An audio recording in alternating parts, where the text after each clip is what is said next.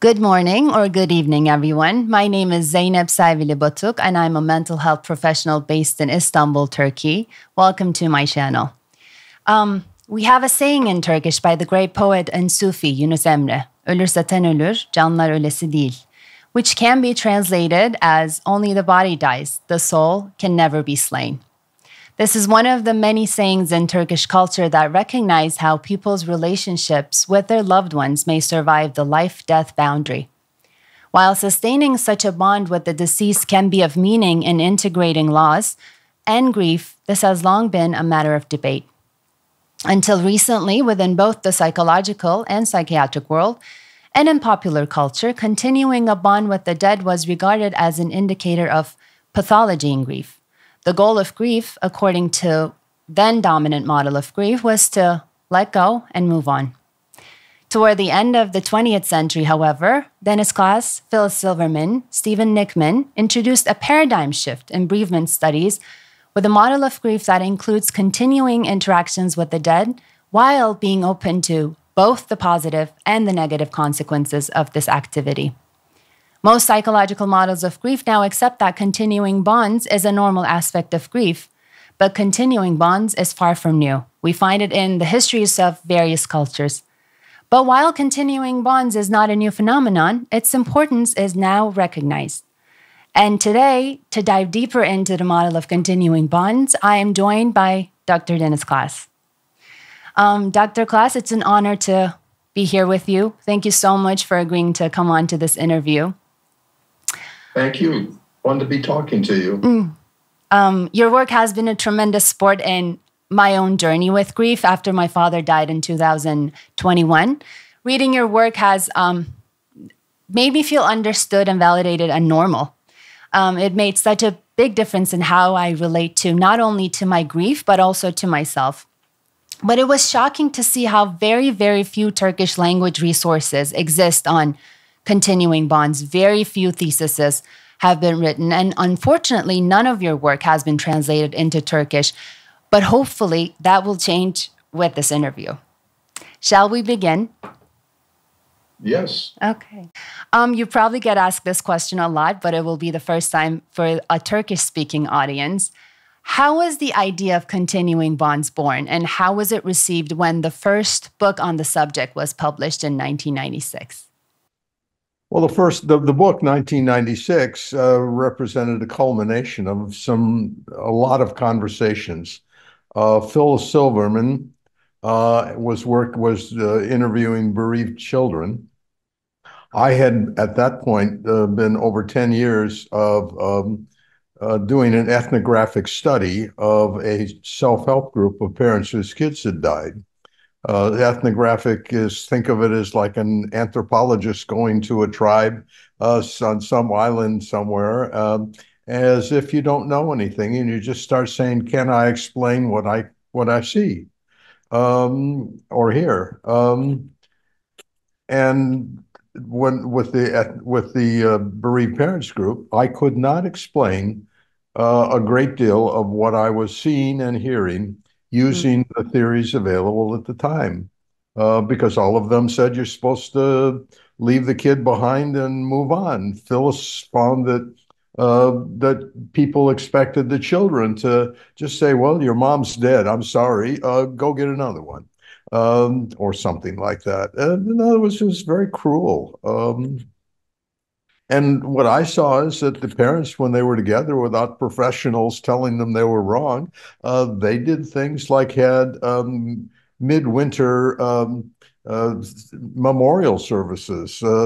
It was a largely Christian group in a Jewish synagogue with 800 people showing pictures, an early use of PowerPoint of the kids, and as each kid's name was read and their picture was shown, the parents and all of the family they had brought with them, because they wanted to include that child in the holiday.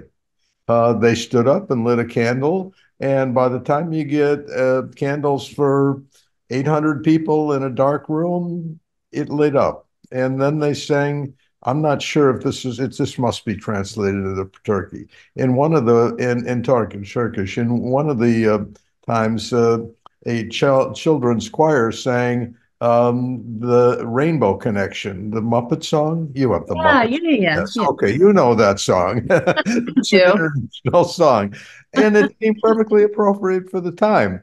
And that was pathological grief in those days. And Yeah. I just said to myself, these people are not pathological. Uh, they're perfectly normal. They're doing what their heart tells them. What when they're away from professionals who tell them don't do that, they're acting perfectly and in the tradition, much like you say it is in Turkey. That's also the tradition in America, in Western culture. So I just wrote that down. The other thing that you saw was not accounted for in the literature at the time was they had developed a very deep bond with each other. And Yeah. it's true, when people grieve together, they feel closer.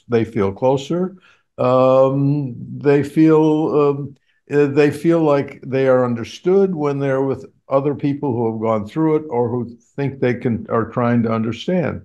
That's not the relationship between the survivors is not accounted for. It only the then current theory of grief only looked at the individual, Mm, sometimes the family grieving. So a lot of things that I saw and felt were left out of they just didn't. It wasn't phenomenon that the psychologists and psychiatrists cared about. And so, I had published about that, and Phyllis Silverman came up to me at a meeting in New York and said that she had found with the children the same thing I had found with the parents. And Phyllis was a wonderful little lady, and she pulled a file of transcribed interviews. I never had the money to have the interviews transcribed, but she had a big grant. She pulled that out of her briefcase, and we sat down at a table and went through them. And she had marked the parts she wanted me to read, and there mhm, was no question about it. She had found the same thing that I had found. So now we had two of us. We decided within the day, before the day was over, we had decided that we would do that book together. She invited Steve Nickman to join us. He had studied adopted children. I'm not sure how well that really has gotten integrated into the adopted children have gotten integrated. So it's largely the part that Phyllis and I did. And we also both knew other people that were finding similar things. That's why that book is an anthology. right. We never said we'd found anything new. We said we were articulating what appeared to me to be an emerging consensus. Mhm, That's how mhm. it started. You want to know how the name came? Well, I know how the name came, but my audience doesn't, I think. Okay. So please feel free to, yeah. Okay. Uh, we had what we were calling the project Detachment Revisited, which is, that's the negative. That's right. We were revisiting the idea of attachment. And I asked my wife to help me.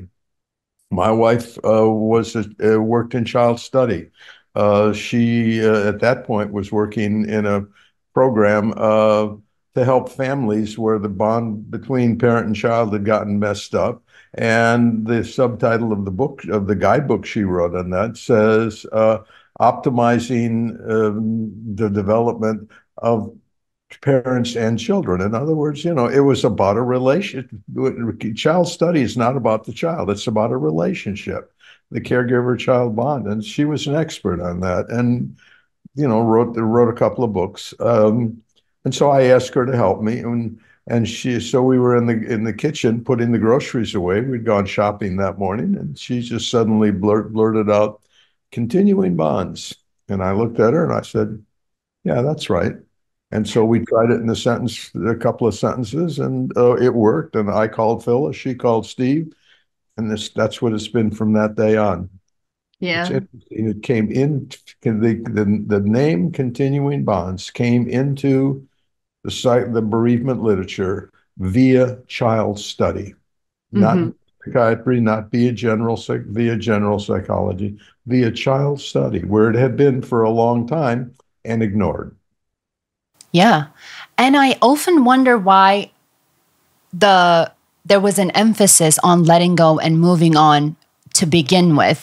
Can we talk about the contextual factors as well, by which I mean social and political influences? Because if I understand correctly, the model of grief that denies continuing bonds as a normal part of bereavement behavior is a 20th century phenomenon. It was not the model of the preceding century. I often think about the influence of the social and political context in which this shift has occurred. I guess my question is, why do you think there was an emphasis to begin with on letting go and moving on? What do you think influenced this breaking bonds paradigm? In 200 years, it will be easier to say that. It's easy to look back on history and say, why was Ataturk somebody who came into the Ottoman Empire as the Ottoman Empire crumbled? It's easy to say that in hindsight.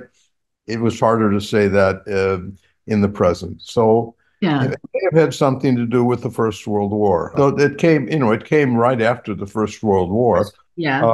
Where in Europe, that killed millions of people. The biggest, and suddenly mechanical war.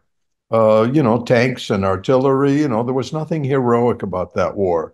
Being in a trench and having artillery coming into the trench, they were blown up. They did not even look their enemy in the face, and things like tanks. So it might have been that. It might have been industrialism. We're not sure, but we know for sure that it was a new way of looking at it. The outdated models of detachment and letting go still, I feel like, run deep in popular culture and in our societal expectations. I often think that we can, because our Western cultural values, there's an emphasis on autonomy, independence. And so even like most of us get insensitive comments from people telling us that we need to move on and leave the dead behind. And even certain forms of continuing bonds make other people sort of uncomfortable. I almost think there's a double standard, if you know what I mean. For example, some forms of continuing bonds resemble some people's bonds with God. Neither involves physical contact, but the sense of presence, the felt security, and even mutual connection is there. And it's interesting because while we don't generally view attachment to God as an indicator of psychopathology, many are alarmed when it comes to continuing bonds with the dead. But then again, with some dead, like the political dead, we're encouraged to have a bond, for example. Or dead soldiers. Or dead soldiers, exactly. And I mentioned in my email, Ataturk is still a collective representation of Turkey, and we still do things to honor him and, continue to walk on the path he paved and all of that, memorial services and hanging his pictures up on walls. Long story short, we can see the changing meaning of bonds, I guess. I can talk to God. I can, pray to God. It's even encouraged, especially in my country, but I can't talk to my dead father. It's alarming. Why would you say, why? That's an interesting way to think about it. You're right. Why would you say that the meaning of bond changes as those bonds become more personal? Okay. So you have to understand, I'm 84 years old. I live in a retirement community where the average age of people coming into the community is 79.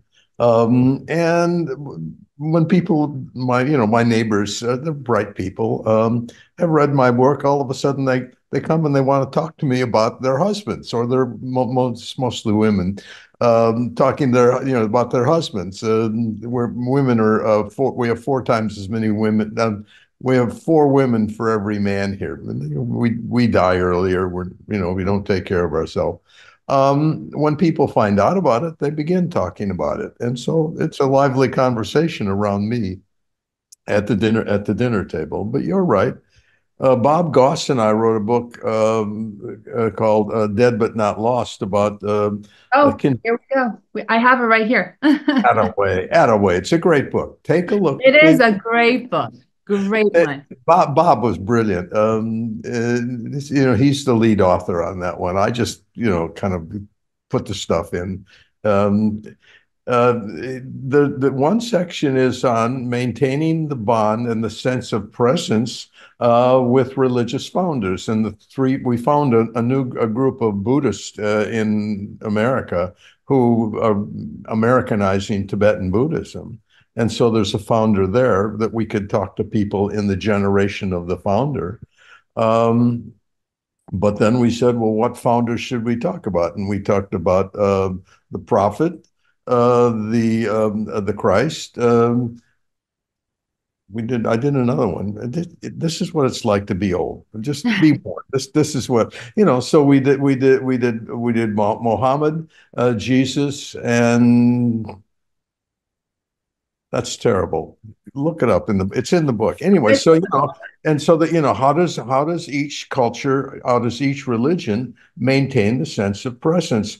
It's stories. It's the hadith in Islam. It's the sense. It's this. Oh, I know. It's the Buddha was the other one.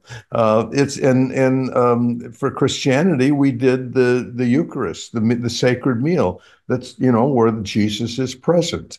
Yeah. And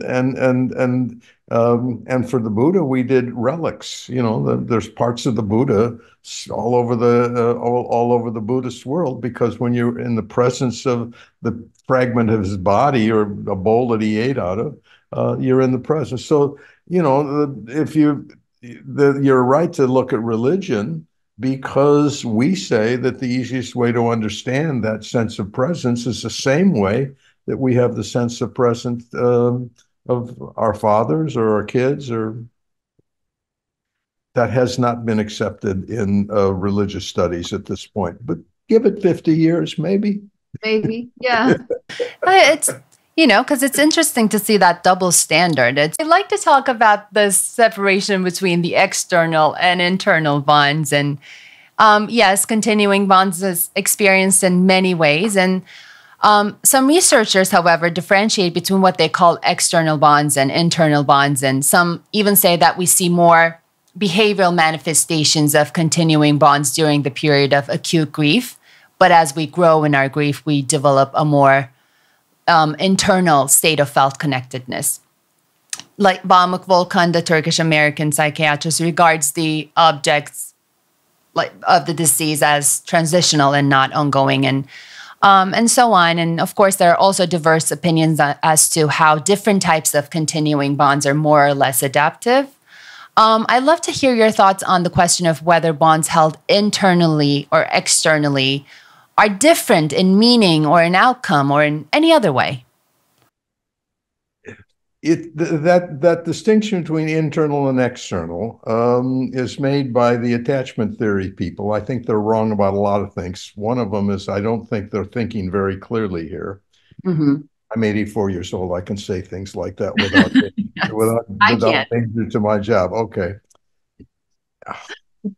Here's where's the other place we find that internal sense of the other and an external sense of the other? And the answer is in Piaget. I don't know. I don't think they teach Piaget anymore in American graduate school.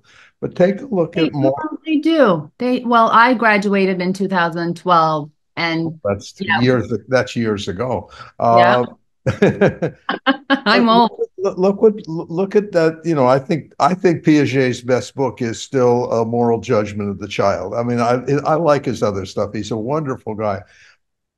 Kids who don't know how to play the game in concrete operations think that the rules are outside of themselves. As they learn to play the game and go into more higher levels of cognitive development, they know that they control the rules. The group control the rules. He calls it the constitutional. That they get together and say, okay, what rules are we going to play today? Well, we've got two little kids, so we'll let them play this kind of rule. And the kids control the rules. The rules are internalized. I think that's the same thing. Mm-hmm.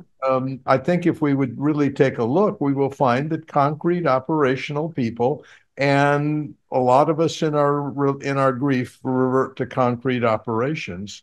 Now that's just what I think. I have no data. if you've got some graduate students, that would be a fabulous project.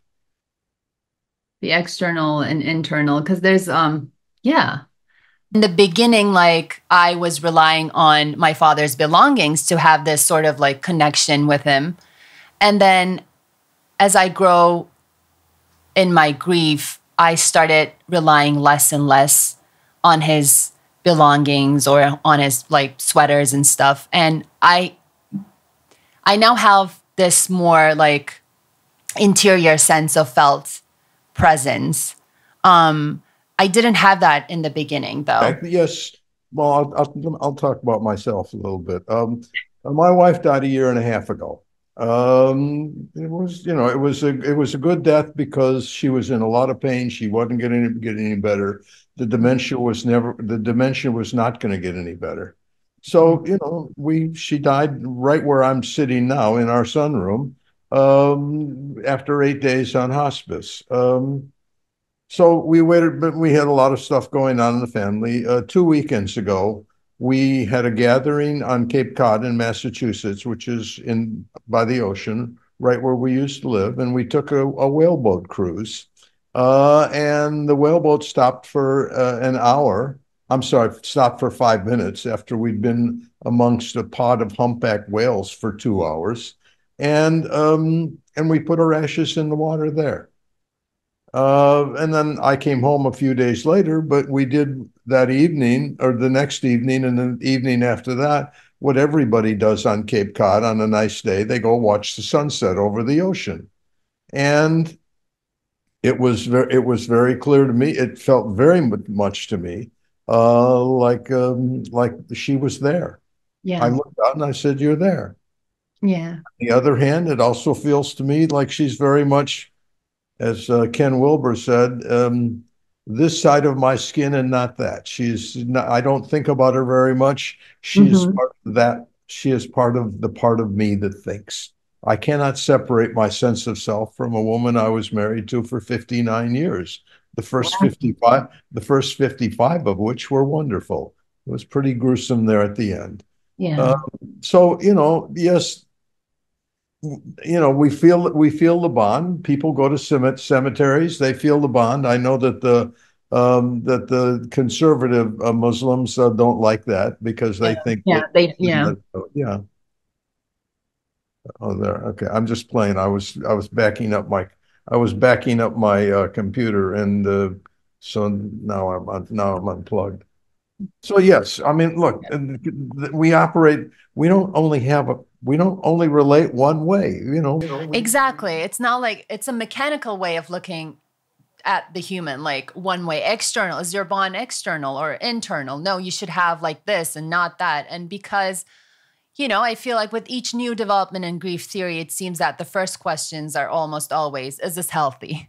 Is this a better way to grieve? Because our focus is on finding and creating healthy, and positive outcomes. We want definite answers, I guess.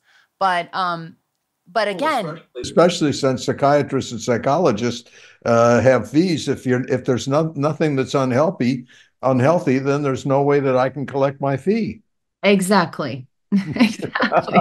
Exactly. Oh, are we being cynical today? Well, I am always cynical. Oh, yeah. So it's like, and then we review the literature. Of course, we should review the existing literature and all that, and we find contradictory findings.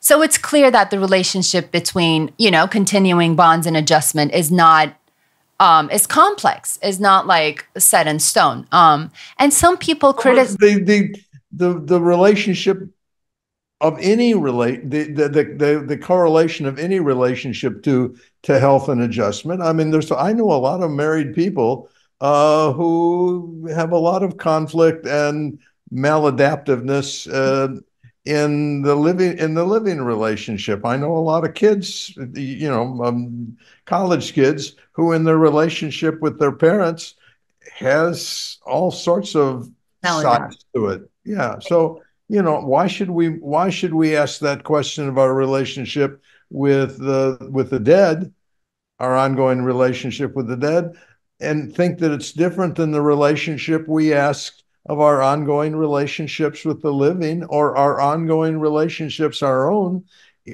with the community. That sometimes some communities are pretty messed up. Just look at the current American election.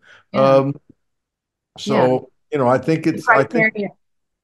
Yeah. So the criteria, like you say, always like the criteria we should be focused on measuring the maladaptiveness or adaptiveness of the relationship between the living and the dead should be the same criteria that we use for the living to people. And that really speaks to me, because why should it be different? But, people, and you're 84, and I can ask you this and you can give me your honest opinion, and people criticize your work, saying that you and your colleagues base your claims on theoretical propositions and qualitative or case study illustrations, and that you overlook signs of pathology.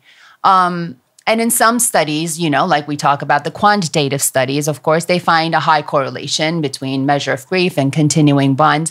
I love to know what you generally notice when you look at these quantitative studies that measure grief and of the relationship between continuing bonds and grief intensity. What do you think are the main limitations of these quantitative studies, and what are some maybe things that they overlook? Well, I'm not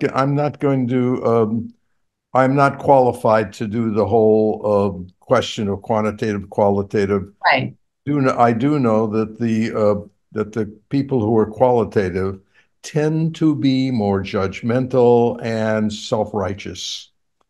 If it doesn't have numbers, it's not real.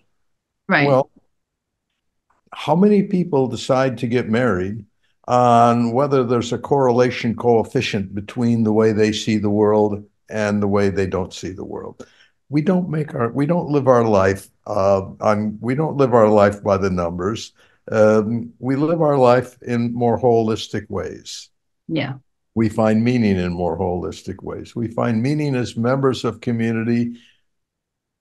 You can put that in numbers if you work real hard at it, but qualitative work is not something is more like real life than quantitative work is. Yeah, and I agree. And also, maybe, yes, according to those studies, grief, distress, and continuing bonds are correlated, but is continuing bonds causing this distress, or the distress causes continuing bonds, or are they the two sides of the same coin? All these questions pop up in my mind when I like right now. People who do those kind of studies say, well, correlation is not causation, and then they go and act as if it is. Yeah, exactly.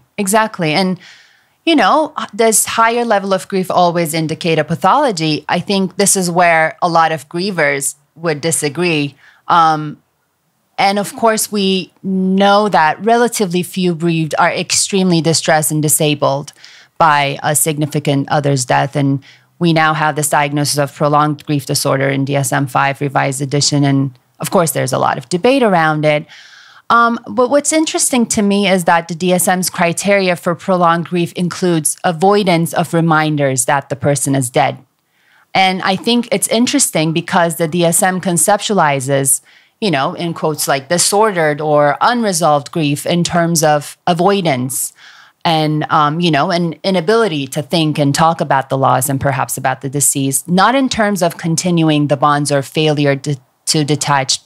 And before I ask this question, please know that I'm aware that your intention was never to propose continuing bonds as an antidote for loss, nor have you claimed that it supports better adjustment.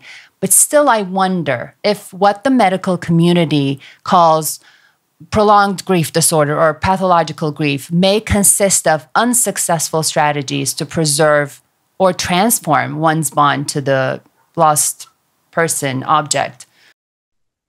That would be a very good, if you don't try to make it numbers too much, that would be a very good book for somebody to spend about the next half of their life on. It's a great question. Yeah. Thank you. I don't know. I do know that the question of how long should the manifestations of grief go on depends a lot on the culture in which you live. True. I did some research when I was in graduate school in an Italian community in Boston, where when a woman was widowed, she wore black the rest of her life. If she had not worn black the rest of her life, all of the neighbors would have really been talking about her. In Yeah. other words, Yeah. it varies with culture. We know that. We've got some cultures that keep the bodies around for 10 or 12 years in the house, sit them down at the table with them. There are not very many of those, but it's, that's a cultural judgment. We need in capitalism, I don't know about other parts of the world, we need to get people back to work and working 8 hours a day in the office. If they want, they want you in the office now, don't work from home anymore. We need people to be able to focus on a task for 8 hours a day and only focus on that task because the economy depends on people not thinking about other things. Right. We want functional people, and grief gets in the way. So we need to be like over it in a certain amount of time. And yeah, it definitely varies by culture. Like we have sort of like a 40-day rule, a rule of thumb, because on the 40, how long do you get off of work? In private, yeah, like just one day, I think in private, you get 3, something like that. And that's, yeah, it's our culture, because we want, like you said, in capitalistic societies, we want functioning, strong people, because that's how the works. Prolonged disorder, it seems to me, is based largely on cultural needs, not on the reality of what people do. Yeah. Yeah. I mean, I do know people that, when I was working with, I was 20 years with parents whose kids had died. I stayed with them for 20 years. And then when I retired, I moved to a different part of the country, and that was over. But I had a small counseling practice. I remember one woman who the death of the child simply made her so that she could not work as she had been. And the company she worked for was very good. They put her in a job that was low stress that she could do. Wow. Her husband, on the other hand, was a salesman who had to be gregarious, and he did the big time sales, so that he had to entertain clients, all customers all the time, and he had tickets to the sports events that he would take them to, and one day his bosses called him in and said, "Have you got all the medical bills from your child's cancer paid?" He says, "Yeah, we're there." They said, "You got enough that you can live on for a couple of months?" "Yeah, I'm okay. The finances are okay now." "Okay, well then we can't use you anymore because you're such a downer to the customers." Oh, God. Yeah. Yeah. It's no So surprise. in other words, now the wife, he then gets he's scared that he's going to that he found another job, but he was scared he'd losing that. So, and his wife thought he didn't care because he wasn't thinking about the child. Well, I don't know what all of the dynamics was. The wife, really being incapacitated by the death of the child, and that's a question not about her, but what did that child mean to her? What did it mean to her to become a mother? That's a question that is in the context of a whole web of bonds and connection that we all live in. Yes. Yeah.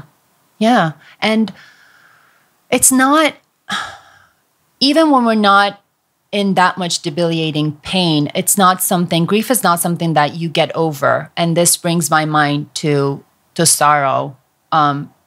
And you write, and I admire that sentence, that we want to regard grief as trauma and not as tragedy. And that's true. We want to make it something, you can get over or at least grow from. But obviously, that's not the whole reality for most, if not all, bereaved people. And yes, there is what is now called post-traumatic growth. But even then, growth coexists with, pain and sorrow.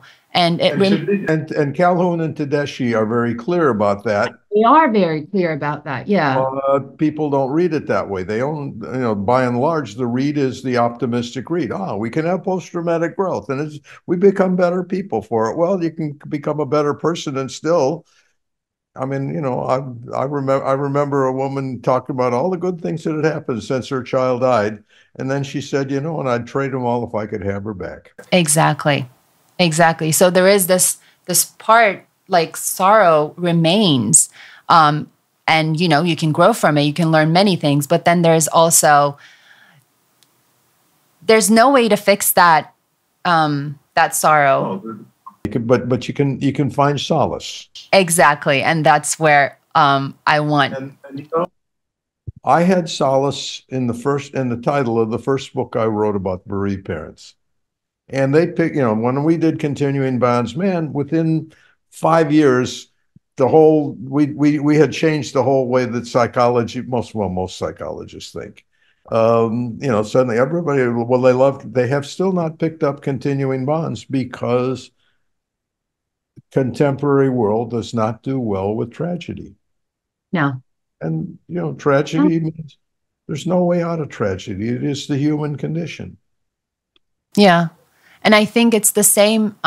It's because maybe we don't do well with tragedy. Many people greet the word solace and consolation with a certain reservation. They have, I feel like, become devalued terms in modern culture. The notion of consolation prize, for example, suggests that consolation is something of the losers. Limited value, like a sop given to soften the blow of failure. And other concepts such as coping are used far more often now to prescribe ways of dealing with loss. But I feel like coping does not adequately describe what you're trying to convey when you write about solace. What do you think is the main difference, if there is any, like when you think about it, coping and solace? And I'm sure what coping is, coping, you cope with negative situations. How do you learn to live in a positive situation where, my parent is dead. At my age, I don't think there are any of the 400 and some people I live with whose parents are still alive. I value them. I can remember them. Am I coping with it? Well, I know they're dead. Is that healthy? There's a new group of people who have started studying grief. They're being very tentative about it. But I spoke just before the pandemic. I was in Copenhagen, where the departments of philosophy of a university there, along with the Department of Cultural Studies in the university, is starting to look at grief. Instead of saying coping, can we do what Bob Niemeyer says that we do with grief, with death, which is find meaning? So, maybe the question is not, am I coping, but can I make sense out of my world? Yeah. And that's a philosophical question. It's not sitting in an office with somebody saying, well, you need to think more positively. Yeah. Yeah. I remember a woman who child was born with cystic fibrosis. And the doctors all told her that, look, she needed to support this child and and so she used the power of positive thinking and became so good at that. She used to she was making a living giving workshops in positive thinking. And then the child shot herself. Yeah. Committed suicide because life was too hard. And she said to me, I remember talking to her, and she said, I can't positive think this away. Yeah, I remember reading it. Yeah. It works. Yeah. Yeah. And you can't. You've done a good job reading everything I talked about. So I remember when you said that in print. I read everything because when I first stumbled upon your work, I was like, this is what I was looking for. This is what I think. And it's, painful for me to see there's none in Turkish language, but I'll change that. And speaking of your books, I think, and our time is running short, and I want to ask this question. You work closely with parents whose children have died, and Yes, you always talk about how you're being an outsider, but you got to know the world as bereaved parents know it. This is a world in which children die. And knowing that deep down changes, I bet it changes how you make sense of the world. It must not have been easy for you. And I'm curious about two things, and these things might be personal, so please feel free to pass if you don't feel comfortable. I have no. Okay. First, how were you able to keep going and, like we talked about, make sense in a world where children die? And secondly, and this is related to the first question, how are you able to support and protect yourself during your work? How were you able to be in touch with the pain of the parents and not be overwhelmed by it? Well, first of all, I saw how well they did with it. I mean, I just, I didn't have to help them. My job was just to be there. I helped them with things like, planning the meetings and the governance was a tough thing, and they let me stay there, and I earned my keep by doing other things. Um, and so first of all, I saw that they made sense out of it, and helped each other made sense out of it, and that as a community that included the kids who had died. They talked about each other's kids. I remember sitting and listening to two parents talking. Their kids had been at the same university together, and they wondered if they'd ever met. And now both of these kids are already dead, and they were wondering, well, maybe I wonder if they would have gotten together and had a romance. I mean, in other words, the kids were part of the community, and so they could talk about it and not feel like people were just back away from them. And so, I saw that they were leading wonderful, healthy lives with that death in them and finding solace, finding ways to, not one way, but multiple ways that they made sense out of their lives. And that's what Bob Niemeyer says. Grief is not about dealing with feelings. It is about making sense out of it. That's Bob Niemeyer. And Yeah. I think Bob and my work, and Bob and I have talked about that. Bob and my work are running on parallel tracks, and They are. Yeah. yeah, and Yeah. I mean, he sometimes, because the most profound moments in Bob's life are clinical moments. He's a very good therapist, and that's the most profound, where he finds the most profundity. And nevertheless, he understands that that's about making meaning. Mm-hmm. Mm-hmm. And Do you want to do the how I protected myself? yeah, I really want to hear about that. Well, first of all, when you let life is more profound when you live in the presence of death. If you think you're going to live forever, talk about stunted growth. And so, to live in I lived with that. Now, I protected myself to some extent. I mean, I had kids who were in grade school and junior high and then high school when I was doing that work. I found I had to consciously let them take risks. I remember when my older son got his driver's license, and I said, "Now drive carefully." And he said something, I forgot exactly what he said, but said, "Hey, Dad, stop it." And I just looked at him and says, "Don't you dare do that." And he heard me loud and clear. So, the kids knew what I was doing, but Right. I tried not to bring that home. I tried to have a normal life. And, we had a wonderful marriage and have raised a couple of really nice kids. I like them now. Yes.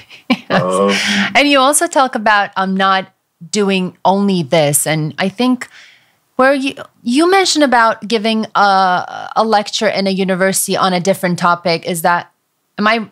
Actually, just when I was starting this work, I had been asked to teach a course in business ethics. Exactly. That's the one I'm talking And about. and so I started reading up on that, and right as I was getting the work with the parents going, I also spent a sabbatical in the world headquarters of a Fortune 500 company. And I found that that was much more pathological than, And dark. yeah. And so, yeah, I kept teaching that course. I mean, and I was doing, I did other stuff. Okay. Um, it and because it took 7 or 8 years for that work to mature. Yeah. You don't go in with a series of questionnaires when you're studying bereaved parents and gather your data and then go home and say, okay, there, I did that. I don't know how long I would have stuck with them if I hadn't moved out of town. So yeah, I had a full life, and that was a part of it. Um, Bob Kestenbaum, who you don't remember, but I do. He was the founding editor of Omega. You know how he defined the word thanatology? No. It is the study of life with death left in. Oh, that's beautiful. Well, Bob died several years ago, and Beautiful. sometimes I still miss him. Yeah, I bet And, you. and so I think that you're studying death and grief. You're studying life, and if you think you can isolate it enough to get your correlation coefficients, you miss the point. You do. You really do. And also, the importance of having a community. And, you were in that self-help group and you see that parents were helping one another. And then, it's not continuing bonds is not an inner reality. When you think about all like it's a merely inner reality, something is lost. It's a social reality. And you explain that perfectly in your books. And I guess I wonder if there is ever a task of grief, is one of them finding a community, even if it's just like your therapist and yourself, because people always talk about how they don't have anyone, the ones that I see, they don't have anyone they can talk to. They talk about the deceased and the loved one. So finding a community, even if it's just like a two-person, is a very important task, isn't it? Nobody grieves alone. No, and healing doesn't take place in isolation. No, you got it. You got that absolutely right. And Yeah. unfortunately, in an individualistic society, we make it an individual task, but it's not an individual task. It's a community task. And having just one person who's like comfortable talking and listening to you talk about your loved one is, I think it's very healing. I don't use that word often, but it is very healing. It's like I can talk about my father with this person. This person like my husband. He never met my dad, but he started bringing up like, oh, I wonder what your dad said like would say about this, and it really touches my heart that it's That's okay. good. That's good. Yeah. Yeah. Yeah. One of my teachers said of psychotherapy, it is an intense conversation in which between two people in which both of them are changed, hopefully one more than the other. Yeah. Oh. In other words, good therapy, you talk to people who claim to be grief therapists, they will remember certain people who touch their lives. Yeah. It's in Yeah. that two lives touching that the healing takes place. Whatever theory they're using doesn't matter. No. Or exercises or interventions or yeah. It's being in the presence of Notice your word here, presence. The presence. same, Yes. the same word we use when we talk about our relationship with the dead, our relationship with our religion, the sense of presence. We are not alone, and that's where healing takes place. Yeah. Yeah. And I agree. And there Yeah. can be really demonic senses of presence. In other words, all of that is not good. There's some bad things that happen in the world and some bad people, and a lot of them get elected president. Mm. Uh, so I'm quite involved in the current election. Oh, okay. So we'll let that go. Yeah. All right. Okay. Yeah, I wanted to ask you about acceptance, but I think we're running out of time. Maybe I'll just email you my question because that sort of bugs me, the word acceptance and what the society thinks it is. Can we go a few more minutes? Because Oh, I don't do well writing oh, anymore. okay. Okay. It was my Wi-Fi that went out. So Oh, take as much time as you want. oh, Okay. oh. So I this will be I, quick. I can rearrange my life. Oh, thank you. I was Elizabeth Kubler-Ross. I was an assistant in Elizabeth Kubler-Ross's famous seminar that got this whole thing going. Acceptance for her was a cosmic thing. It was like knowing that death was part of the part of the basic the basic energies of the universe. I mean, she was a real mystic. She thought that she talked to the sun in the morning. And so for her, acceptance was a real mystical, religious, if you will, without structure.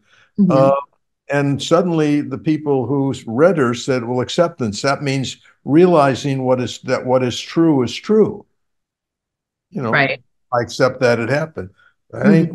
That's not what Kubler-Ross was talking about. And so, but on the other hand, acceptance is a term that was vague enough that people could make it mean whatever they wanted it to mean. That, Yeah. that's what they did with Kubler-Ross, and partly that's the reason she has left no legacy, because it wasn't a firm enough thing to hold on to. It really, yeah, it really isn't. And, I have the social media presence. I have over 600,000 followers on my social media page. And I conduct a survey and ask about your grief secret. What's one grief secret you haven't told anyone? And certain themes come up whenever I do this survey. And of course, continuing bonds is a persistent key theme. But then I wonder, when I ask about the secret, I get continuing bonds. So there's sort of like the secrecy, and I wonder why that might be. So I asked. And a lot of people say that it continuing bonds feel like they aren't able to still accept the loss. So they think it's a fight against reality, and there's this because of that, there's this whole secrecy around it. And and I share the responses anonymously, and people write beautiful things under the post saying that I didn't know. I thought I was the only one, talking to my dead father. I thought I was the only one interpreting signs or butterflies as messages. And, it's a wonderful thing to see how when people feel normalized, I feel like they sort of like we blossom, when we feel, oh, this is okay. And this whole acceptance, even the word, it just messes up with people's mind, I feel like, especially in grief. I agree. Again, that's Yeah. I agree. And then we also don't have. I don't know about Turkey, but we also don't have in the United States rituals at the times of the year, or certain times that we remember the dead. Yeah. Don't forget that to find the terms, to find the ways of understanding what was going on in the bereaved parents group, I went to Japan, and Japan is becoming more and more individualized. So I looked at traditional rituals, which are only a couple of generations ago. And, in every house house, it's the main house, their extended families, which of course is changing too. There's a thing called a Butsudan, and that's a Buddha altar in the household. And every day food is offered on that altar. But it's mostly for holding the plaques of the people who have died. And those rituals go on for 35 or 50 years, depending on the sect of Buddhism. Well, there's nothing like that in the in the U.S. Many years ago, I did a lecture, two of us in Australia, and there was a guy that came up.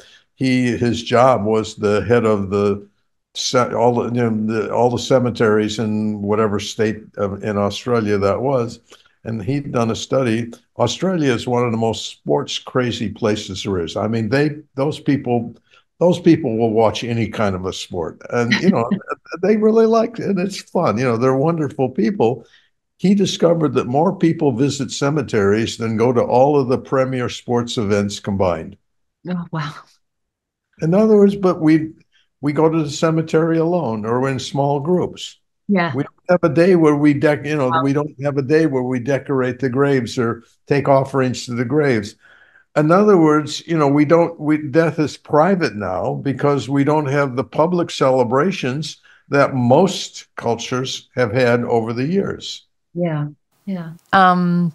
Is there anything else that I should have asked but didn't? Something else that's... May I just say that I'm very impressed. I haven't talked to anybody in a long time that's read as much of my work as you have and have internalized it. So you get an A from me. It's such... thank you so much for your time. It's been wonderful. Like, this has been one of the great honors of my life, truly. Thank you so much. I can do that just by talking to you. You made my day. Oh, thank you. Thank you so much. This made my whole day, whole week, whole month. Don't get much further than that. There's other things in life. True, like economics and sports. Thank you so much. I'll keep in touch. Thank you. Thank you. Thank you. Bye-bye.